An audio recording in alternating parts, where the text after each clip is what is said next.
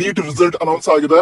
ಅದ್ರ ನಂತರ ಈಗ ರಿಜಿಸ್ಟ್ರೇಷನ್ಗೆ ಅವಕಾಶ ಕೊಟ್ಟಿದ್ದಾರೆ. ಯಾರ್ಯಾರು ಈ ಹಿಂದೆ ಕೆಸಿಇಟಿಗೆ ಅಪ್ಲೈ ಮಾಡಿರಲ್ಲ ಅವರು ರಿಜಿಸ್ಟ್ರೇಷನ್ ಮಾಡ್ಕೋಬೇಕು. ನಂತರ ಯಾರು ಆಲ್ರೆಡಿ ರಿಜಿಸ್ಟ್ರೇಷನ್ ಮಾಡಿದ್ರಿ, ಕೆಸಿಇಟಿಗೆ ಅಪ್ಲೈ ಮಾಡಿದ್ರಿ, ಅವರು ಮತ್ತೆ ರಿಜಿಸ್ಟ್ರೇಷನ್ ಮಾಡೋ ಅವಶ್ಯಕತೆ ಇಲ್ಲ. ಆದ್ರೆ ಅವರು ಒಂದು ಲಿಂಕ್ ಕೊಡ್ತಾರೆ, ಅದ್ರ ಮೂಲಕ ನೀಟ್ ರೋಲ್ ನಂಬರ್ ನ ಎಂಟರ್ ಮಾಡಬೇಕು. ಇದರಿಂದ ನಿಮ್ಮ ನೀಟ್ ಡೀಟೇಲ್ಸ್ ಅನ್ನ ಕೆದವರು ಪಡೆದುಕೊಳ್ತಾರೆ. ಅದರ ನಂತರ MBBS, BDS, ಆಯುಷ್ ಕೋರ್ಸ್ಗಳ ಸೀಟ್ ಮ್ಯಾಟ್ಸ್ ಅನ್ನ ಕೆದವರು ರಿಲೀಸ್ ಮಾಡ್ತಾರೆ.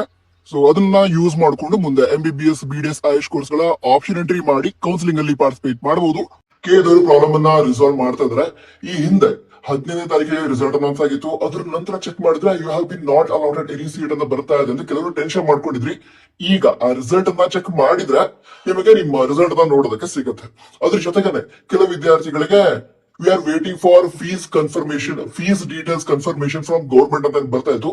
ಅವರಿಗೂ ಕೂಡ ಈಗ ಈ ಪ್ರಾಬ್ಲಮ್ ಅನ್ನು ನಾಳೆ ಒಳಗಡೆ ರಿಸಾಲ್ವ್ ಮಾಡ್ತಾರೆ. ಅದ್ರ ನಂತರ ನೀವು ಚಾಯ್ಸ್ ಎಂಟ್ರಿ ಕೂಡ ಮಾಡಬಹುದು. ಚಾಯ್ಸ್ ಎಂಟ್ರಿ ಕೂಡ ಸ್ವಲ್ಪ ಜಾಸ್ತಿ ಟೈಮ್ ಅನ್ನ ಕೊಡುವಂತಹ ಚಾನ್ಸಸ್ ಇದೆ.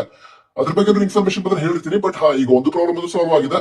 ಮತ್ತೊಂದು ಪ್ರಾಬ್ಲಮ್ ಅಂದ್ರೆ we are waiting for fees confirmation from government ಏನಿದೆ ಅದು ಕೂಡ ಸಾಲ್ವ್ ಆಗುತ್ತೆ. Don't worry.